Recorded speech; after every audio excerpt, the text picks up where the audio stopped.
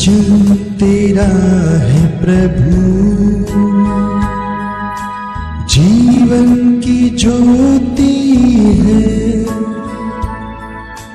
वचन तेरा है गुरु,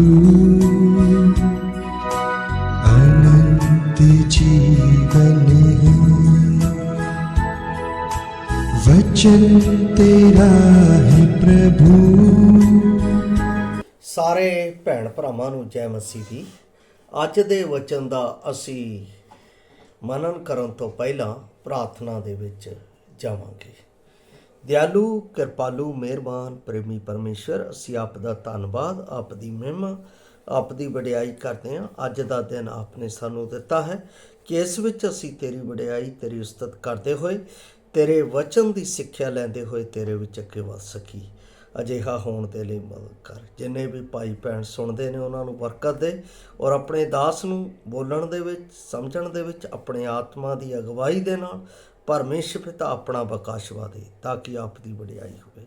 ਸਾਰਾ ਆਦਰ ਮਾਨ ਆਪ ਨੂੰ ਦਿੰਦੇ ਹੋਏ ਬੇਨਤੀ ਮੁਕਤੀ ਦਾ ਤੇ ਪ੍ਰਭੂ ਯਿਸੂ ਮਸੀਹ ਦੇ ਪਵਿੱਤਰ ਤੇ ਸਮਰਥੀ ਨਾਮ ਵਿੱਚ ਮੰਗਦੇ ਹਾਂ, ਆਮੇਨ।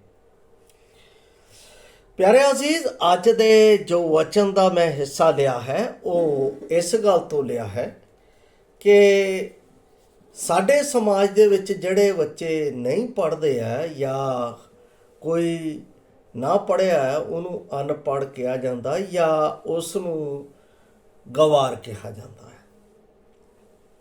ਔਰ ਜਿਹੜਾ ਗਵਾਰ ਹੁੰਦਾ ਹੈ ਜਾਂ ਅਨਪੜ੍ਹ ਹੁੰਦਾ ਹੈ ਉਹਨੂੰ ਕੋਈ ਪਦਵੀ ਜਾਂ ਕੋਈ ਸਥਾਨ ਨਹੀਂ ਹੁੰਦਾ ਹੈ। ਇਸ ਦਾ ਰੀਜ਼ਨ ਹੈ, ਇਸ ਦਾ ਕਾਰਨ ਹੈ। ਕਾਰਨ ਇਹ ਹੈ ਕਿ ਮਤ ਬੁੱਧੀ, ਜਿਹੜੀ ਮੰਦ ਬੁੱਧੀ ਹੈ, ਉਹ ਕਦੇ ਵੀ ਸਾਨੂੰ ਕਿਤੇ ਵੀ ਗਿਰਾ ਸਕਦੀ ਹੈ ਅਤੇ ਕਿਤੇ ਵੀ ਅਸੀਂ ਬਿਨਾਂ ਸਿੱਖਿਆ ਤੋਂ, ਬਿਨਾਂ ਗਿਆਨ ਤੋਂ ਅਸੀਂ ਆਪਣੀ ਰਣਨੀਤੀ ਦੇ ਵਿੱਚ ਜਿੱਤ ਪ੍ਰਾਪਤ ਨਹੀਂ ਕਰ ਸਕਦੇ। ਬਾਈਬਲ ਬਾਣੀ ਇਸ ਗੱਲ ਦਾ ਸਾਨੂੰ ਵਾਰ-ਵਾਰ ਸਿੱਖਿਆ ਦਿੰਦੀ ਹੈ ਅਤੇ ਇਸ ਦੇ ਬਾਰੇ ਸਿਖਾਉਂਦੀ ਹੈ। ਪਰ ਇਸ ਗੱਲ ਨੂੰ ਮੈਂ ਇੱਕ ਦੋ ਜਗ੍ਹਾ ਦੇ ਉੱਤੇ, ਜਿਸ ਤਰ੍ਹਾਂ ਕਈ ਬੱਚੇ ਨਹੀਂ ਪੜ੍ਹਦੇ ਆ, ਉਹਨਾਂ ਨੂੰ ਮੈਂ ਪੜ੍ਹਨ ਦੇ ਲਈ ਪ੍ਰੇਰਿਤ ਕਰਦਾ, ਜਾਂ ਕੋਈ ਕਲੀਸਿਆ ਦੇ ਵਿੱਚ ਭੈਣ ਜਾਂ ਭਾਈ ਜਿਹੜੇ ਨਹੀਂ ਪੜ੍ਹ ਸਕਦੇ ਉਹਨਾਂ ਨੂੰ ਵੀ ਪੜ੍ਹਨ ਦੇ ਲਈ ਮੈਂ ਪ੍ਰੇਰਿਤ ਕਰਦਾ ਹਾਂ। ਕਾਰਨ ਕਿ ਉਹ ਪਰਮੇਸ਼ਰ ਦੀਆਂ ਸੱਚਾਈਆਂ ਨੂੰ ਆਪ ਪੜ੍ਹ ਸਕਣ ਅਤੇ ਸਮਝ ਸਕਣ ਅਤੇ ਜਾਣ ਸਕਣ। ਪਰਮੇਸ਼ਰ ਪੁੱਤਰ ਨੇ ਵੀ ਇਹੋ ਕੀਤਾ, ਪਰਮੇਸ਼ਰ ਨੇ ਵੀ ਇਹੋ ਕੀਤਾ, ਪਰਮੇਸ਼ਰ ਦੇ ਆਤਮਾ ਨੇ ਵੀ ਇਹੋ ਕੀਤਾ। ਉਹ ਨਹੀਂ ਸੀ ਚਾਹੁੰਦਾ ਕਿ ਉਹਨਾਂ ਦੀ ਜਿਹੜੀ ਜਨਰੇਸ਼ਨਸ ਹੈ, ਜੋ ਉਹਨਾਂ ਦੀ ਨੇਸ਼ਨਸ ਹੈ, ਉਹ ਪਰਮੇਸ਼ਰ ਦੇ ਗਿਆਨ ਤੋਂ ਦੂਰ ਰਹੇ। ਇਸੇ ਕਰਕੇ ਬਾਈਬਲ ਦੇ ਵਿੱਚ ਵੀ ਯਸ਼ਾਇਆ ਨਬੀ ਦੇ ਰਾਹੀਂ ਇਹ ਗੱਲ ਆਖੀ ਗਈ, ਗਿਆਨ ਬਿਨ ਮੇਰੀ ਪਰਜਾ ਨਾਸ਼ ਹੁੰਦੀ ਹੈ ਜਾਂਦੀ। ਸਭ ਤੋਂ ਜ਼ਰੂਰੀ ਹੈ ਸਿੱਖਿਆ। ਔਰ ਇਸ ਗੱਲ ਦੇ ਲਈ ਜੋ ਪਰਮੇਸ਼ਰ ਨੇ ਆਪਣੇ ਆਤਮਾ ਦੇ ਰਾਹੀਂ ਮੈਨੂੰ ਵਚਨ ਦਿੱਤਾ ਹੈ, ਉਹ ਦਿੱਤਾ ਹੈ ਰਸੂਲਾਂ ਦੇ ਕਰਤੱਵ 2 ਅਧਿਆਇ ਉਸ ਦੀ 42 ਆਇਤ, ਜੋ ਕਿ ਕਲੀਸਿਆ ਦੀ ਫਾਊਂਡੇਸ਼ਨ ਹੈ, ਜੋ ਕਿ ਇੱਕ ਪਰਮੇਸ਼ਰ ਦੇ ਝੁੰਡ ਦੀ ਨੀਂਵ ਹੈ।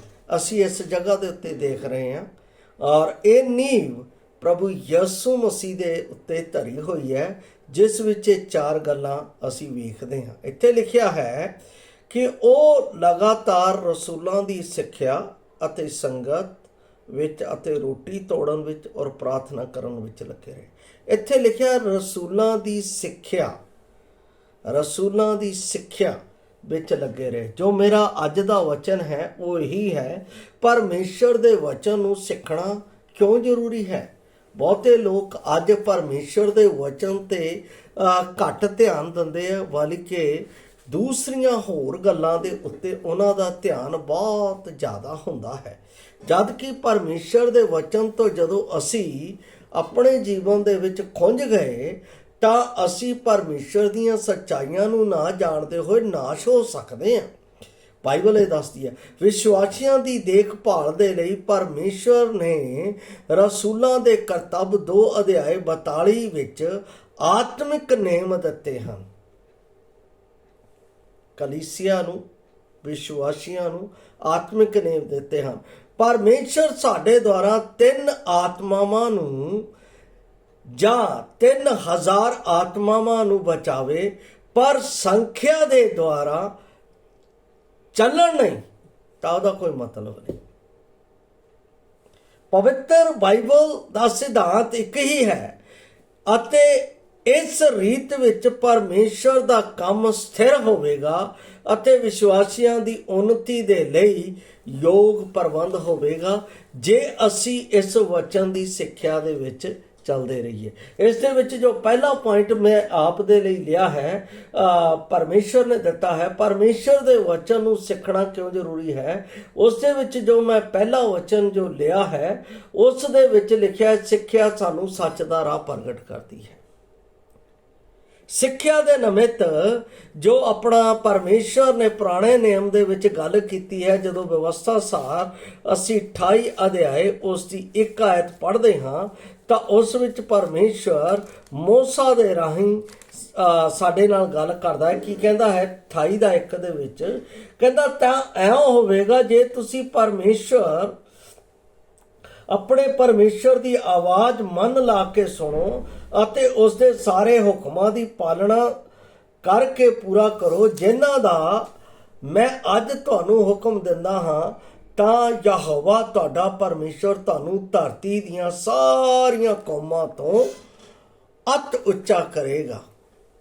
ਕਿੰਨੀ ਵੱਡੀ ਗੱਲ ਹੈ ਸਿੱਖਿਆ ਦੇ ਨਾਲ। ਸਿੱਖਿਆ ਦੇ ਨਾਲ ਪਰਮੇਸ਼ਰ ਸਾਡਾ ਮੀਨਾਰ ਉੱਚਾ ਕਰਦਾ ਔਰ ਉੱਚਾਈ ਦੇ ਉੱਤੇ ਲੈ ਕੇ ਜਾਂਦਾ ਹੈ। ਜਦੋਂ ਪਰਮੇਸ਼ਰ ਪੁੱਤਰ ਪ੍ਰਭੂ ਯਿਸੂ ਮਸੀਹ ਦੀ ਵੀ ਪ੍ਰੀਖਿਆ ਹੋਈ, ਉਸ ਨੇ ਵੀ ਪਰਮੇਸ਼ਰ ਦੇ ਵਚਨ ਦੀ ਸਿੱਖਿਆ ਦੇ ਨਾਲ ਸ਼ੈਤਾਨ ਨੂੰ ਜਵਾਬ ਦਿੱਤਾ ਤਾਂ ਉਹਦਾ ਮੀਨਾਰ ਉੱਚਾ ਹੋ ਗਿਆ ਅਤੇ ਉਹ ਉੱਥੋਂ ਨੱਠ ਗਿਆ, ਉਸ ਦੇ ਸਾਹਮਣੇ ਖਲੋਤਾ ਨਾ ਰਿਹਾ। ਜਦੋਂ ਪ੍ਰਭੂ ਯਿਸੂ ਮਸੀਹ ਜੀ ਕਾਲਵਰੀ ਕਰੂਸ ਦੇ ਉੱਤੇ ਜਾਣ ਤੋਂ ਪਹਿਲਾਂ 3 ਜਗ੍ਹਾ ਦੇ ਉੱਤੇ ਪਰਤਾਇਆ ਗਿਆ ਔਰ ਸਦੂਕੀਆਂ ਅਤੇ ਫਰੀਸੀਆਂ ਨੇ ਜਦੋਂ ਉਸ ਦੇ ਨਾਲ ਸਵਾਲ ਕੀਤੇ ਤਾਂ ਉਸਨੇ ਇੱਕ ਹੀ ਸਵਾਲ ਕੀਤਾ, ਉਸ ਦਾ ਜਵਾਬ ਉਹ ਦੇ ਨਹੀਂ ਸਕੇ।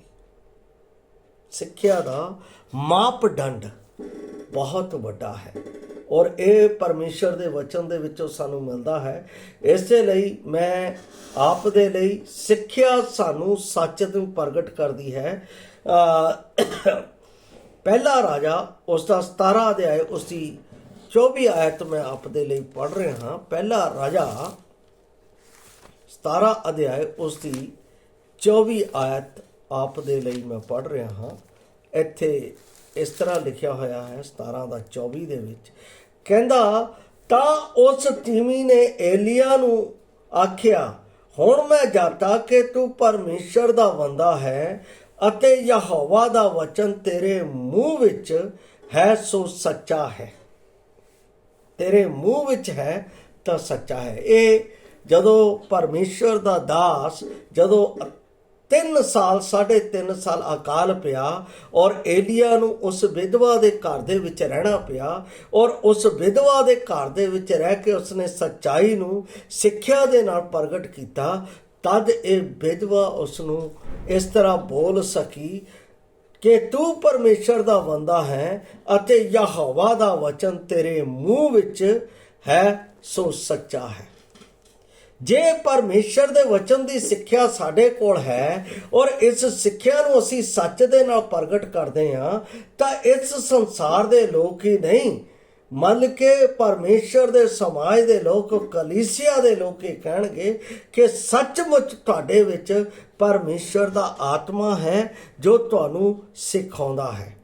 ਔਰ ਇਸ ਵਿੱਚ ਕਿਸ ਤਰ੍ਹਾਂ ਉਹ ਸੱਚ ਨੂੰ ਸਾਡੇ ਵਿੱਚ ਪ੍ਰਗਟ ਕਰਦਾ ਹੈ।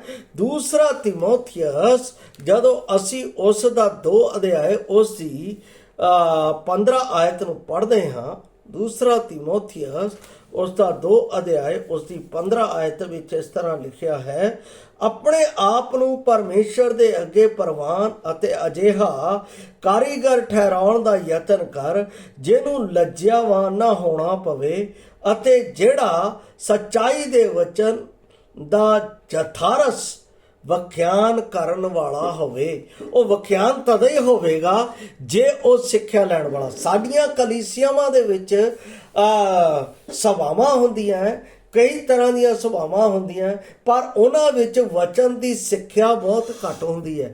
ਬਹੁਤ ਘੱਟ ਲੋਕ ਹੈ ਜੋ ਬਾਈਬਲ ਸਟੱਡੀ ਕਰਵਾਉਂਦੇ ਨੇ, ਬਹੁਤ ਘੱਟ ਲੋਕ ਹੈ ਜਿਨ੍ਹਾਂ ਦੇ ਵਿੱਚ ਬਾਈਬਲ ਅਧਿਐਨ ਦੀਆਂ ਕਲਾਸਾਂ ਰੱਖੀਆਂ ਜਾਂਦੀਆਂ, ਕਿਉਂਕਿ ਬਾਈਬਲ ਆਪ ਸਿਖਾਉਂਦੀ ਹੈ, ਪਰਮੇਸ਼ਰ ਸਾਨੂੰ ਆਪ ਸਿਖਾਉਂਦਾ ਹੈ। ਇਸ ਵਚਨ ਦੇ ਨਾਲ ਅਸੀਂ ਸਥਿਰ ਹੋ ਸਕਦੇ ਹਾਂ, ਇਸ ਵਚਨ ਦੇ ਨਾਲ ਅਸੀਂ ਪਰਮੇਸ਼ਰ ਦੇ ਭੇਤਾਂ ਨੂੰ ਜਾਣ ਸਕਦੇ ਹਾਂ, ਇਸ ਵਚਨ ਦੇ ਨਾਲ ਅਸੀਂ ਪਰਮੇਸ਼ਰ ਦੀ ਯੋਜਨਾ ਨੂੰ ਸਮਝ ਸਕਦੇ ਹਾਂ, ਇਸ ਵਚਨ ਦੇ ਨਾਲ ਅਸੀਂ ਪਰਮੇਸ਼ਰ ਸਾਡੇ ਜੀਵਨ ਵਿੱਚੋਂ ਕੀ ਚਾਹੁੰਦਾ ਹੈ ਅਸੀਂ ਸਮਝ ਸਕਦੇ ਹਾਂ। ਪਰ ਸਿੱਖਿਆ ਦੇ ਨਾਲ ਇਹ ਵਚਨ ਕਿਉਂ ਦਿੱਤਾ ਗਿਆ ਸਾਨੂੰ? ਜੇ ਪਰਮੇਸ਼ਰ ਨੇ ਸਾਨੂੰ ਇਸ ਤਰ੍ਹਾਂ ਹੀ ਚਲਾਉਣਾ ਸੀ ਤਾਂ ਇਹ ਵਚਨ ਸਾਡੇ ਕੋਲ ਨਹੀਂ ਸੀ ਹੋਣਾ। ਅੱਜ ਇਹ ਵਚਨ ਸਾਨੂੰ ਦਿੱਤਾ ਗਿਆ ਹੈ, ਇਹ ਸੰਪੂਰਨਤਾ ਦੇ ਨਾਲ ਦਿੱਤਾ ਗਿਆ ਹੈ। ਕਾਹਦੇ ਲਈ ਦਿੱਤਾ ਗਿਆ ਹੈ? ਇਸ ਦਾ ਕਾਰਨ ਵੀ ਮੈਂ ਆਪ ਨੂੰ 3:16 ਦੇ ਵਿੱਚ ਪੜ੍ਹ ਦਿੰਦਾ ਹਾਂ। ਲਿਖਿਆ ਹੈ, ਸਾਰੀ ਲਿਖਤ ਪਰਮੇਸ਼ਰ ਦੇ ਆਤਮਾ ਤੋਂ ਹੈ ਅਤੇ ਸਿੱਖਿਆ, ਤਾੜਨ, ਸੁਧਾਰਨ ਅਤੇ ਧਰਮ ਦੇ ਗਿਝਾਉਣ ਦੇ ਲਈ ਗੁਣਕਾਰ ਹੈ। ਭਾਈ ਪਰਮੇਸ਼ਰ ਦਾ ਬੰਦਾ ਕਾਬਲ ਅਤੇ ਹਰੇਕ ਭਲੇ ਕੰਮ ਦੇ ਲਈ ਤਿਆਰ ਕੀਤਾ ਹੋਵੇ। ਇਹਦਾ ਮਤਲਬ ਪਰਮੇਸ਼ਰ ਮੈਨੂੰ ਅਤੇ ਆਪ ਨੂੰ ਸਿੱਖਿਆ ਲੈਣ ਦੇ ਲਈ, ਬਾਈਬਲ ਦੀਆਂ ਕਲਾਸਾਂ, ਬਾਈਬਲ ਦਾ ਅਧਿਐਨ ਕਰਨ ਦੇ ਲਈ ਸਾਨੂੰ ਪ੍ਰੇਰਿਤ ਕਰਦਾ ਹੈ। ਪਰਮੇਸ਼ਰ ਦੀ ਆਰਾਧਨਾ ਇੱਕ ਅਲੱਗ ਚੀਜ਼ ਹੈ। ਪਰਮੇਸ਼ਰ ਨੂੰ ਆਰਾਧਨਾ ਕਰਕੇ ਦੇਣਾ ਇੱਕ ਅਲੱਗ ਕਾਰਜ ਹੈ। ਪਰ ਪਰਮੇਸ਼ਰ ਦੇ ਵਚਨ ਦੀ ਸਿੱਖਿਆ ਲੈਣਾ ਹਰ ਇੱਕ ਵਿਸ਼ਵਾਸੀ ਦੇ ਲਈ, ਉਸ ਦੇ ਵਿਅਕਤੀਗਤ ਜੀਵਨ ਦੇ ਵਿੱਚ ਪਰਮੇਸ਼ਰ ਕੀ ਚਾਹੁੰਦਾ ਹੈ, ਪਰਮੇਸ਼ਰ ਦੀ ਯੋਜਨਾ ਉਸ ਦੇ ਜੀਵਨ ਦੇ ਵਿੱਚ ਕੀ ਹੈ, ਪਰਮੇਸ਼ਰ ਦਾ ਮਹੱਤਵ ਉਸ ਦੇ ਜੀਵਨ ਦੇ ਵਿੱਚ ਕੀ ਹੈ, ਪਰਮੇਸ਼ਰ ਦੀ ਉਸ ਦੇ ਜੀਵਨ ਦੇ ਵਿੱਚ ਮਰਜ਼ੀ ਕੀ ਹੈ, ਪਰਮੇਸ਼ਰ ਉਸ ਦੇ ਪਰਿਵਾਰ ਦੇ ਵਿੱਚ ਪਰਿਵਾਰਿਕ ਭਗਤੀ ਨੂੰ ਕਿਸ ਤਰ੍ਹਾਂ ਉન્નਤ ਕਰਨਾ ਚਾਹੁੰਦਾ ਹੈ, ਇਹ ਸਭ ਚੀਜ਼ਾਂ ਸਿੱਖਿਆ ਦੇ ਨਾਲ ਸੰਬੰਧਿਤ ਹੈ। ਇਸ ਲਈ ਰਸੂਲਾਂ ਦੇ ਕਰਤੱਵ ਦੀ ਫਾਊਂਡੇਸ਼ਨ ਜੋ ਉਸ ਦੀ ਨੀਂਹ ਹੈ, ਸਿੱਖਿਆ ਤੋਂ ਸ਼ੁਰੂ ਕੀਤੀ ਗਈ ਹੈ। 2:42 ਇਹੋ ਚੀਜ਼ ਦੱਸਦੀ ਹੈ ਕਿ ਉਹਨਾਂ ਨੇ ਸਿੱਖਿਆ ਦੇਣੀ ਸ਼ੁਰੂ। ਔਰ ਮੈਂ ਸੋਚਦਾ ਹਾਂ ਕਿ ਜਦੋਂ ਅਸੀਂ ਰਸੂਲਾਂ ਦੇ ਕਰਤੱਵ ਪੜ੍ਹਦੇ ਹਾਂ ਤਾਂ ਉਸ ਦੇ ਵਿੱਚ ਅਸੀਂ ਇਹ ਵੇਖਦੇ ਹਾਂ ਕਿ ਕਿਸ ਤਰ੍ਹਾਂ ਪਰਮੇਸ਼ਰ ਨੇ ਉਹਨਾਂ ਨੂੰ ਸਿੱਖਿਆ ਦੇ ਵਿੱਚ ਲਗਾ ਦਿੱਤਾ। ਚੇਲੇ ਲਗਾਤਾਰ ਬਚਨ ਨੂੰ ਸਿੱਖਣ ਦੇ ਲਈ ਝੁੰਡਾਂ ਦੇ ਵਿੱਚ ਵੱਖ-ਵੱਖ ਜਗ੍ਹਾ ਦੇ ਉੱਤੇ ਇਕੱਠੇ ਹੁੰਦੇ ਸੀ, ਤਾਂ ਕਿ ਉਹ ਪਰਮੇਸ਼ਰ ਦੀਆਂ ਗਹਿਰਾਈਆਂ ਨੂੰ ਸਮਝ ਸਕਣ, ਤਾਂ ਕਿ ਪਰਮੇਸ਼ਰ ਦੇ ਵਚਨ ਦੀਆਂ ਗਹਿਰਾਈਆਂ ਦੇ ਨਾਲ ਉਸ ਦਾ ਧੰਨਵਾਦ, ਉਸ ਦੀ ਮਹਿਮਾ, ਉਸ ਦੀ ਵਡਿਆਈ ਕਰ ਸਕਣ। ਇਹ ਗੀਤ ਜੋ ਹੈ, ਇਹ ਭਜਨ ਜੋ ਹੈ, ਇਹ ਪਰਮੇਸ਼ਰ ਦੀ ਮਹਿਮਾ ਦੇ, ਉਸ ਦੇ ਵਚਨ ਦੇ ਨਾਲ ਹੀ ਤਾਂ ਸੰਬੰਧਿਤ ਹੁੰਦੇ ਹੈ। ਜੇ ਸਾਡੇ ਕੋਲ ਵਚਨ ਨਹੀਂ ਤਾਂ ਅਸੀਂ ਕੁਝ ਵੀ ਨਹੀਂ ਕਰ ਸਕਦੇ। ਜੇ ਵਚਨ ਦੀ ਸਿੱਖਿਆ ਨਹੀਂ ਤਾਂ ਅਸੀਂ ਬਿਲਕੁਲ ਨਿਕੰਮੇ ਹਾਂ। ਪਰਮੇਸ਼ਰ ਸਾਨੂੰ ਸਿੱਖਿਆ ਦਿੰਦਾ ਹੈ, ਉਹ ਚਾਹੁੰਦਾ ਹੈ ਕਿ ਅਸੀਂ ਇਸ ਸਿੱਖਿਆ ਦੇ ਵਿੱਚ ਅੱਗੇ ਵੜੀਏ। ਮੈਂ ਪਹਿਲਾ ਯਹੋਨਾ 3:8 ਵੀ ਆਪ ਦੇ ਲਈ ਪੜ੍ਹ ਰਿਹਾ ਹਾਂ। ਇੱਥੇ ਇਸ ਤਰ੍ਹਾਂ ਲਿਖਿਆ ਹੈ 3:8 ਦੇ ਵਿੱਚ, ਕਹਿੰਦਾ ਹੈ, ਜਿਹੜਾ ਪਾਪ ਕਰਦਾ ਉਹ ਸ਼ੈਤਾਨ ਤੋਂ ਹੈ, ਕਿਉਂ ਜੋ ਸ਼ੈਤਾਨ ਮੁੱਢੋਂ ਪਾਪ ਕਰਦਾ ਆਇਆ ਹੈ। ਪਰਮੇਸ਼ਰ ਦਾ ਪੁੱਤਰ ਇਸ ਲਈ ਪ੍ਰਗਟ ਹੋਇਆ ਭਾਈ ਸ਼ੈਤਾਨ ਦੇ ਕੰਮਾਂ ਨੂੰ ਨਸ਼ਟ ਕਰੇ। ਹੁਣ ਜੇ ਸਾਡੇ ਕੋਲ ਸਿੱਖਿਆ ਹੀ ਹੈ ਨਹੀਂ ਤਾਂ ਅਸੀਂ ਸ਼ੈਤਾਨ ਦੇ ਨਾਲ ਯੁੱਧ ਕਿੱਦਾਂ ਕਰਾਂਗੇ? ਪਰਮੇਸ਼ਰ ਪੁੱਤ ਕੋਲ ਸਿੱਖਿਆ ਸੀ, ਉਸ ਨੇ ਸ਼ੈਤਾਨ ਦਾ ਸਾਹਮਣਾ ਕੀਤਾ ਤਾਂ ਉਸ ਕੋਲੋਂ ਨੱਸ ਗਿਆ। ਸਿੱਖਿਆ ਦਾ ਬਹੁਤ ਵੱਡਾ ਮਹੱਤਵ ਹੈ। ਪ੍ਰਭੂ ਦੇ ਵਚਨ 'ਚ ਲਿਖਿਆ ਹੈ, ਜਦੋਂ ਲੋਕ ਤੁਹਾਨੂੰ ਅਦਾਲਤਾਂ ਦੇ ਵਿੱਚ ਲੈ ਜਾਣ, ਲੋਕ ਤੁਹਾਨੂੰ ਕਚਹਿਰੀਆਂ ਦੇ ਵਿੱਚ ਲੈ ਜਾਣ, ਉੱਥੇ ਤੁਸੀਂ ਨਹੀਂ ਸੋਚਣਾ ਕਿ ਤੁਸੀਂ ਕੀ, ਮੇਰਾ ਆਤਮਾ ਤੁਹਾਨੂੰ ਦੱਸੇਗਾ ਤੁਸੀਂ ਕੀ ਬੋਲੋ। ਆਤਮਾ ਕੀ ਹੈ? ਪਰਮੇਸ਼ਰ ਦਾ ਵਚਨ। ਜੇ ਇਸ ਵਚਨ ਦਾ ਅਧਿਐਨ ਹੀ ਨਹੀਂ ਕੀਤਾ, ਜੇ ਇਸ ਵਚਨ ਦਾ ਅਸੀਂ ਮਨਨ ਹੀ ਨਹੀਂ ਕੀਤਾ ਤਾਂ ਅਸੀਂ ਉੱਥੇ ਜਾ ਕੇ ਕੀ ਬੋਲਾਂਗੇ? ਪੌਲੁਸ ਰਸੂਲ ਦੇ ਜੀਵਨ ਦੇ ਬਾਰੇ 22 ਅਧਿਆਏ ਉਸ ਦੀ 3 ਆਇਤ ਦੇ ਵਿੱਚ ਪੜ੍ਹੋ। ਉਸ ਨੇ ਕਿਸ ਤਰ੍ਹਾਂ ਗਮਲੀਏਲ ਦੇ ਚਰਨਾਂ ਦੇ ਵਿੱਚ ਬੈਠ ਕੇ ਸਿੱਖਿਆ ਲਈ। ਕਿਉਂ ਲਈ? ਕਿਸ ਲਈ? ਕਿ ਪਰਮੇਸ਼ਵਰ ਦੇ ਰਾਜ ਨੂੰ ਅਤੇ ਪਰਮੇਸ਼ਰ ਦੇ ਗਿਆਨ ਦੇ ਭੰਡਾਰ ਨੂੰ ਸਮਝ ਸਕੇ ਕਿ ਪਰਮੇਸ਼ਰ ਕਿੰਨਾ ਬੇਅੰਤ ਹੈ। ਉਸ ਦੀਆਂ ਯੋਜਨਾਵਾਂ ਸਾਡੇ ਜੀਵਨ ਦੇ ਵਿੱਚ ਕੀ ਹੈ। ਇਹ ਪਹਿਲਾ ਕਦਮ ਹੈ। ਸਿੱਖਿਆ ਸਾਡੇ ਜੀਵਨ ਦੇ ਵਿੱਚ ਸੱਚ ਨੂੰ ਪ੍ਰਗਟ ਕਰਦੀ ਹੈ। ਉਸ ਤੋਂ ਬਾਅਦ ਹੈ ਸਿੱਖਿਆ ਸਾਨੂੰ ਵਿਸ਼ਵਾਸ ਵਿੱਚ ਮਜ਼ਬੂਤ ਕਰਦੀ ਹੈ। ਦੂਸਰਾ ਪੁਆਇੰਟ, ਇਸ ਨੂੰ ਦੂਸਰਾ ਤਿਮੋਥੀਅਸ 3:16 ਮੈਂ ਪਹਿਲਾਂ ਪੜ੍ਹ ਚੁੱਕਾ ਹਾਂ ਕਿ ਪਰਮੇਸ਼ਰ ਦੇ ਵਚਨ ਦੇ ਵਿੱਚ ਸਾਫ਼ ਤੌਰ ਤੇ ਲਿਖਿਆ ਹੈ। ਜਦੋਂ ਅਸੀਂ ਦੂਸਰਾ ਤਿਮੋਥੀਅਸ ਉਸ ਦਾ 3 ਅਧਿਆਇ ਉਸ ਦੀ 16 ਆਇਤ ਨੂੰ ਪੜ੍ਹਦੇ ਹਾਂ ਤਾਂ ਉਸ ਦੇ ਵਿੱਚ ਲਿਖਿਆ ਇਹ ਵਚਨ, ਇਹ ਸਾਰੀ ਲਿਖਤ ਪਰਮੇਸ਼ਰ ਦੇ ਆਤਮਾ ਤੋਂ ਹੈ। ਸਿੱਖਿਆ, ਤਾੜਨ, ਸੁਧਾਰਨ ਅਤੇ ਧਰਮ ਦੇ ਗਿਝਾਉਣ ਦੇ ਲਈ ਗੁਣ। ਇਹਦਾ ਮਤਲਬ ਹੈ ਇਹ ਸਿੱਖਿਆ ਪਰਮੇਸ਼ਰ ਦੇ ਵਚਨ ਦੀ ਮੇਰੇ ਵਿਸ਼ਵਾਸ ਨੂੰ ਮਜ਼ਬੂਤ ਕਰਦੀ ਹੈ। ਔਰ ਦੂਸਰਾ ਅਸੀਂ ਦੇਖਦੇ ਹਾਂ ਰੋਮੀਆਂ ਦੀ ਪੁਸਤਕ ਉਸ ਦਾ 15 ਅਧਿਆਇ ਉਸ ਦੀ 4 ਆਇਤ ਦੇ ਵਿੱਚ ਪਰਮੇਸ਼ਰ ਦਾ ਵਚਨ ਇਸ ਮਜ਼ਬੂਤੀ ਨੂੰ ਕਹਿੰਦਾ ਹੈ ਕਿਉਂ ਜੋ ਕੁਝ ਅੱਗੇ ਲਿਖਿਆ ਗਿਆ ਸੋ ਸਾਡੀ ਸਿੱਖਿਆ ਦੇ ਲਈ ਲਿਖਿਆ ਗਿਆ। ਭਾਈ ਅਸੀਂ ਧੀਰਜ ਅਤੇ ਧਾਰਮਿਕ ਪੁਸਤਕ ਦੇ ਦਿਲਾਸੇ ਤੋਂ ਆਸ ਰੱਖੀਏ। ਔਰ ਆਸ ਵਿਸ਼ਵਾਸ ਦੇ ਨਾਲ ਰੱਖੀ ਜਾਂਦੀ ਹੈ। ਬਿਨਾਂ ਵਿਸ਼ਵਾਸ ਤੋਂ ਆਸ ਨਹੀਂ ਹੁੰਦੀ ਹੈ। ਔਰ ਆਸ ਦੇ ਲਈ ਵਿਸ਼ਵਾਸ ਮਜ਼ਬੂਤ ਹੋਣਾ ਜ਼ਰੂਰੀ ਹੈ। ਔਰ ਵਿਸ਼ਵਾਸ ਕਿੱਥੋਂ ਮਜ਼ਬੂਤ ਹੁੰਦਾ ਹੈ? ਪਰਮੇਸ਼ਰ ਦੇ ਵਚਨ ਤੋਂ, ਜੋ ਸਾਡੇ ਜੀਵਨ ਦੇ ਲਈ ਪਰਮੇਸ਼ਰ ਨੇ ਅੱਜ ਤੋਂ 16 ਸਾਲ ਪਹਿਲਾਂ ਸੰਪੂਰਨ ਕਰਕੇ ਸਾਨੂੰ ਦੇ ਦਿੱਤਾ ਹੈ ਕਿ ਅਸੀਂ ਵਿਸ਼ਵਾਸ ਵਿੱਚ ਮਜ਼ਬੂਤ ਹੋ ਜਾਈਏ। ਤੀਸਰਾ ਪੁਆਇੰਟ, ਸਿੱਖਿਆ ਸਾਨੂੰ ਗਲਤ ਸੰਗਤ ਤੋਂ ਰੋਕਦੀ ਹੈ। ਸਿੱਖਿਆ ਸਾਨੂੰ ਗਲਤ ਸੰਗਤ ਤੋਂ ਰੋਕਦੀ ਹੈ। ਇਸ ਦੇ ਲਈ ਮੈਂ ਪਹਿਲਾ ਕੁਰਿੰਥੀਆਂ 3 ਅਧਿਆਇ ਉਸ ਦੀ 6 ਅਧਿਆਇ ਦੀ 18 ਆਇਤ ਮੈਂ ਪੜ੍ਹਦਾ ਹਾਂ। ਕੋਈ ਆਪਣੇ ਆਪ ਨੂੰ ਧੋਖਾ ਨਾ ਦੇਵੇ। ਜੇ ਕੋਈ ਤੁਹਾਡੇ ਵਿੱਚ ਆਪਣੇ ਆਪ ਨੂੰ ਇਸ ਯੁੱਗ ਵਿਖੇ ਗਿਆਨੀ ਸਮਝਦਾ ਹੈ ਤਾਂ ਮੂਰਖ ਬਣੇ ਭਾਈ ਗਿਆਨੀ ਹੋ ਜਾਵੇ। ਪਰਮੇਸ਼ਰ ਦਾ ਵਚਨ ਸਾਨੂੰ ਗਲਤ ਸੰਗਤ ਤੋਂ ਬਚਾਉਂਦਾ ਹੈ ਔਰ ਗਲਤ ਸੰਗਤ ਦੇ ਵਿੱਚ ਜਾਣ ਤੋਂ ਸਾਡੀ ਰੱਖਿਆ ਕਰਦਾ ਹੈ। ਉਹ ਨਹੀਂ ਚਾਹੁੰਦਾ ਕਿ ਅਸੀਂ ਗਲਤ ਸੰਗਤ ਦੇ ਵਿੱਚ ਜਾਈਏ, ਗਲਤ ਸੰਗਤ ਦੇ ਵਿੱਚ ਜਾ ਕੇ ਆਪਣੇ ਆਪ ਦਾ ਨਾਸ਼ ਕਰੀਏ। ਪਰਮੇਸ਼ਰ ਦਾ ਵਚਨ ਜਦੋਂ ਅਸੀਂ ਪਹਿਲਾ ਕੁਰਿੰਥੀਆਂ 15 ਅਧਿਆਇ ਉਸ ਦੀ 33 ਆਇਤ ਪੜ੍ਹਦੇ ਹਾਂ ਤਾਂ ਇੱਥੇ ਕੀ ਲਿਖਿਆ ਹੈ? 33 ਆਇਤ ਦੇ ਵਿੱਚ ਇਸ ਤਰ੍ਹਾਂ ਲਿਖਿਆ, ਧੋਖਾ ਨਾ ਖਾਓ, ਬੁਰੀਆਂ ਸੰਗਤਾਂ ਚੰਗੀਆਂ ਚਲਾਣਾ ਨੂੰ ਵਿਗਾੜ ਦਿੰਦੀਆਂ ਹਨ। ਕਈ ਲੋਕ ਸੰਗਤ ਦੇ ਵਿੱਚ ਆਉਂਦੇ ਆ ਤੇ ਉਹ ਆਪਣਾ ਮੋਬਾਈਲ ਦੇ ਨਾਲ ਪਿੱਛੇ ਬੈਠੇ ਕੁਝ ਨਾ ਕੁਝ ਕਰਦੇ ਰਹਿੰਦੇ ਆ। ਉਹਨਾਂ ਦਾ ਸੰਗਤ ਦੇ ਨਾਲ ਕੋਈ ਮਹੱਤਵ ਨਹੀਂ, ਉਹਨਾਂ ਦੀ ਪਰਮੇਸ਼ਰ ਦੀ ਵਚਨ ਦੇ ਨਾਲ ਕੋਈ ਮਹੱਤਵ ਨਹੀਂ, ਉਹਨਾਂ ਦਾ ਪਰਮੇਸ਼ਰ ਦੇ ਨਾਲ ਕੋਈ ਮਹੱਤਵ ਨਹੀਂ। ਉਹ ਆਪਸ ਦੇ ਵਿੱਚ ਬੈਠੇ ਗੱਲਾਂ ਕਰੀ ਜਾਣਗੇ ਜਾਂ ਉੱਥੇ ਬੈਠ ਕੇ ਕੁਝ ਨਾ ਕੁਝ ਕਰਦੇ ਰਹਿਣਗੇ ਜਾਂ ਉਹ ਆਪਣੇ ਆਪ ਦੀ ਨੀਂਦ ਪੂਰੀ ਕਰਨਗੇ।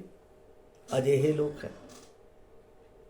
ਕਈ ਲੋਕਾਂ ਨੂੰ ਤਾਂ ਮੈਂ ਇਹ ਕਹਿੰਦੇ ਵੀ ਸੁਣਿਆ ਹੈ, ਬ੍ਰਦਰ ਜੀ ਜਦੋਂ ਆਪਣਾ ਬਾਈਬਲ ਸਟੱਡੀ ਹੁੰਦੀ ਹੈ ਜਾਂ ਬਾਈਬਲ ਦਾ ਅਧਿਐਨ ਹੁੰਦਾ ਜਾਂ ਪਰਮੇਸ਼ਰ ਦੇ ਵਚਨ ਦਾ ਪ੍ਰਚਾਰ ਹੁੰਦਾ, ਸਾਨੂੰ ਨੀਂਦ ਬੜੀ ਆਉਂਦੀ ਹੈ। ਅਸੀਂ ਬਾਈਬਲ ਪੜ੍ਹਨ ਲੱਗਦੇ ਆ ਤਾਂ ਸਾਨੂੰ ਨੀਂਦ ਬੜੀ ਆਉਂਦੀ। ਕਿਉਂ ਆਉਂਦੀ ਹੈ?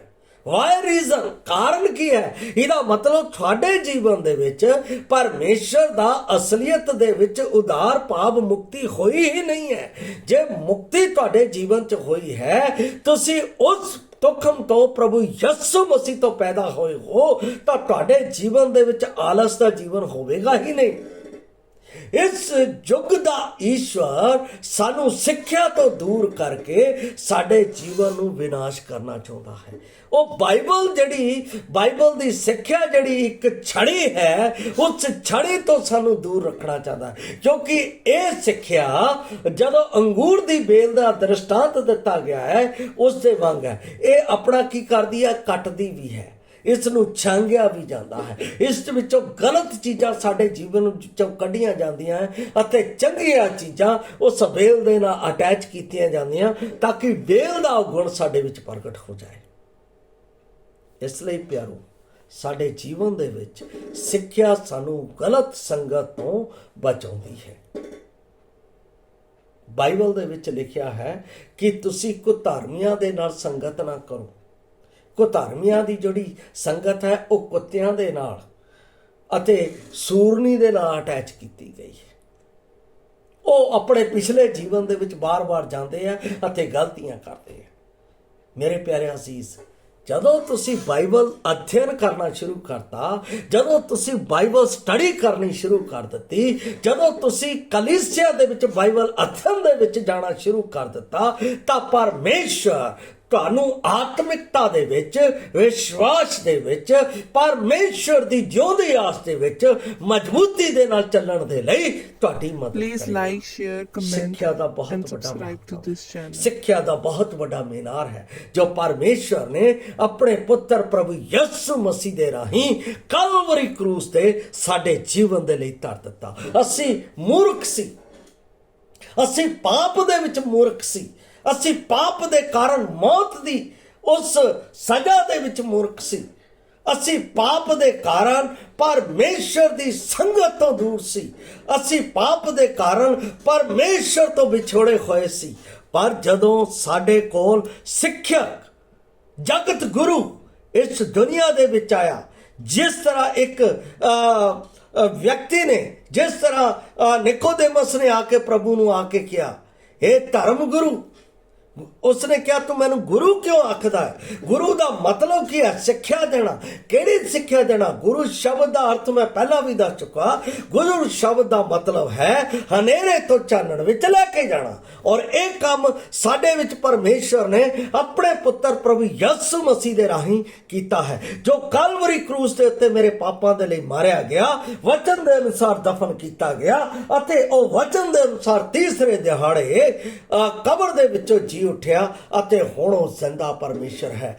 ਹਰ ਪਲ, ਹਰ ਘੜੀ ਉਹ ਆਪਣੇ ਵਚਨ ਦੇ ਨਾਲ ਮੈਨੂੰ ਵਿਅਕਤੀਗਤ ਰੀਤੀ ਦੇ ਨਾਲ, ਕਲੀਸਿਆ ਦੇ ਬਾਈਬਲ ਅਧਿਐਨ ਦੇ ਨਾਲ, ਮੇਰੇ ਜੀਵਨ ਦੇ ਵਿੱਚ ਹਰ ਪੱਗ ਦੇ ਵਿੱਚ ਮੈਨੂੰ ਸਿਖਾਉਂਦਾ ਰਹਿੰਦਾ ਹੈ ਕਿ ਪਰਮੇਸ਼ਰ ਵਿੱਚ ਤੁਸੀਂ ਕਿਵੇਂ ਵੱਧ ਸਕਦੇ ਹੋ, ਪਰਮੇਸ਼ਰ ਨੂੰ ਤੁਸੀਂ ਕਿਵੇਂ ਪ੍ਰਾਪਤ ਕਰ ਸਕਦੇ ਹੋ, ਪਰਮੇਸ਼ਰ ਦੇ ਨੇੜੇ ਕਿਵੇਂ ਆ ਸਕਦੇ ਹੋ। ਹੈ ਨਾ ਅਦਭੁਤ ਗੱਲ? ਇਸ ਲਈ ਉਹ ਕਹਿੰਦਾ ਗਲਤ ਸਿੱਖਿਆ ਸਾਨੂੰ ਪਰਮੇਸ਼ਰ ਦੇ ਨੇੜੇ ਲੈ ਕੇ ਜਾਂਦੀ ਹੈ। ਅੰਤਿਮ ਗੱਲ, ਅਸੀਂ ਜਦੋਂ ਯਾਕੂਬ ਦੀ ਪੁਸਤਕ ਪੜ੍ਹਦੇ ਹਾਂ, ਕਹਿੰਦਾ ਹੈ ਪਰਮੇਸ਼ਰ ਦੇ ਨੇੜੇ ਜਾਓ ਤਾਂ ਤੁਹਾਡੇ ਕੋਲ ਆਵੇਗਾ। ਜਦੋਂ ਅਸੀਂ ਯਾਕੂਬ ਦੀ ਪੁਸਤਕ ਉਸ ਦਾ 4 ਅਧਿਆਇ ਉਸ ਦੀ 8 ਆਇਤ ਪੜ੍ਹਦੇ ਹਾਂ, ਤਾਂ ਇੱਥੇ ਲਿਖਿਆ ਹੈ ਪਰਮੇਸ਼ਰ ਦੇ ਨੇੜੇ ਜਾਓ ਤਾਂ ਤੁਹਾਡੇ ਨੇੜੇ ਆਵੇਗਾ।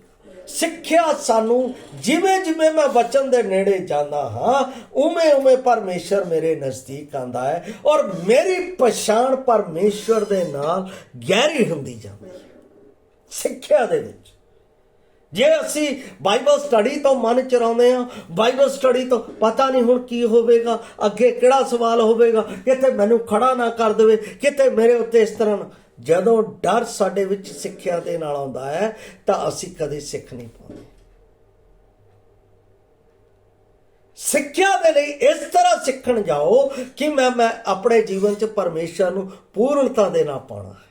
ਤਦ ਸਿੱਖਿਆ ਤੁਹਾਡੇ ਜੀਵਨ ਦੇ ਵਿੱਚ ਪਰਮੇਸ਼ਰ ਦੇ ਨਾਲ ਉੱਚਾ ਮੀਨਾਰ ਬਣ ਜਾਏਗੀ।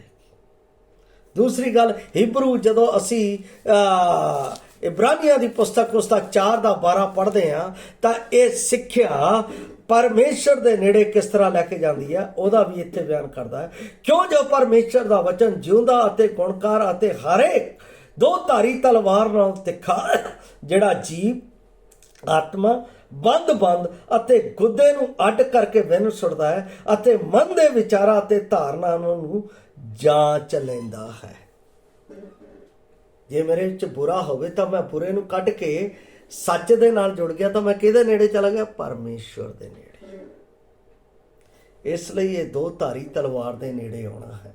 ਉਸ ਤੋਂ ਬਾਅਦ ਮੈਂ ਪੜ੍ਹਦਾ ਹਾਂ ਯਹੋਸ਼ੂਆ 1:8 ਲਿਖਿਆ ਹੈ, ਇਹ ਵਿਵਸਥਾ ਦੀ ਪੋਥੀ ਤੇਰੇ ਮੁਖ ਤੋਂ ਕਦੇ ਵੱਖਰੀ ਨਾ ਹੋਵੇ, ਸਗੋਂ ਦਿਨ ਰਾਤ ਇਸ ਦੇ ਉੱਤੇ ਧਿਆਨ ਕਰੀ ਅਤੇ ਇਸੇ ਲਿਖੇ ਅਨੁਸਾਰ ਕਰੀ, ਤਾਂ ਤੂੰ ਸਫਲ ਹੋਵੇਗਾ ਅਤੇ ਤੇਰਾ ਬੋਲਬਾਲਾ ਹੋਵੇਗਾ। ਕਿੰਨੀ ਅਦਭੁਤ ਗੱਲ ਹੈ।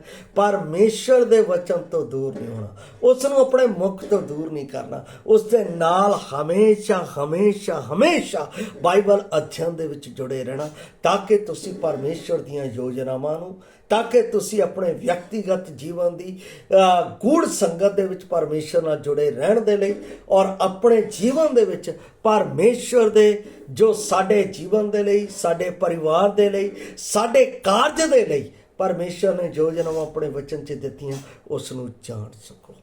ਮੇਰੇ ਪਿਆਰੇ ਅਸੀਸ, ਪਰਮੇਸ਼ਰ ਦੇ ਵਚਨ ਨੂੰ ਸਿੱਖਣਾ ਅੱਜ ਦੇ ਜੀਵਨ 'ਚ ਸਾਡੇ ਲਈ ਜ਼ਰੂਰੀ ਹੈ। ਅਸੀਂ ਆਪਣੇ ਕੰਮ ਧੰਦਿਆਂ ਨੂੰ ਛੱਡ ਕੇ ਇਸ ਵਚਨ ਨੂੰ ਜਦੋਂ ਸਿੱਖਦੇ ਹਾਂ ਤਾਂ ਪਰਮੇਸ਼ਰ ਸਾਨੂੰ ਬਰਕਤ ਦਿੰਦਾ। ਜਦੋਂ ਅਸੀਂ ਇਸ ਵਚਨ ਦੇ ਅਧਿਐਨ ਨੂੰ ਛੱਡ ਕੇ ਕੰਮ ਧੰਦਿਆਂ ਦੇ ਵਿੱਚ ਚਲੇ ਜਾਂਦੇ ਹਾਂ ਤਾਂ ਅਸੀਂ ਆਪਣੇ ਜੀਵਨ 'ਚ ਸ਼ੈਤਾਨ ਦੀ ਇੱਛਾ ਨੂੰ ਪੂਰਾ ਕਰਦੇ ਹਾਂ। ਇਸ ਲਈ ਆਪਣੇ ਜੀਵਨ ਦੇ ਵਿੱਚ ਮਨ ਬਣਾਓ ਕਿ ਮੈਂ ਪਰਮੇਸ਼ਰ ਦੇ ਵਚਨ ਦੀ ਸੰਗਤ ਨੂੰ ਕਦੇ ਨਹੀਂ ਛੱਡਣਾ। ਉਸ ਨੂੰ ਸਿੱਖਦਿਆਂ ਹੋਇਆਂ ਮੈਂ ਆਪਣੇ ਜੀਵਨ ਦੇ ਵਿੱਚ ਪਰਮੇਸ਼ਰ ਦੀਆਂ ਜੋ ਯੋਜਨਾ ਮੇਰੇ ਜੀਵਨ 'ਚ ਹੈ ਮੈਂ ਸਿੱਖ ਕੇ ਉਸ ਨੂੰ ਪੂਰਾ ਕਰਨਾ ਹੈ। ਪ੍ਰਭੂ ਅਜਿਹਾ ਕਰਨ ਦੇ ਲਈ ਆਪ ਸਭ ਦੀ ਮਦਦ ਕਰੇ ਔਰ ਪ੍ਰਭੂ ਇਸ ਵਚਨ ਦੇ ਨਾਲ ਆਪ ਨੂੰ ਆਸ਼ੀਸ਼ ਦੇਵੇ। ਜੈ ਮਸੀਹ ਦੀ ਮਹਾਰਾਜ।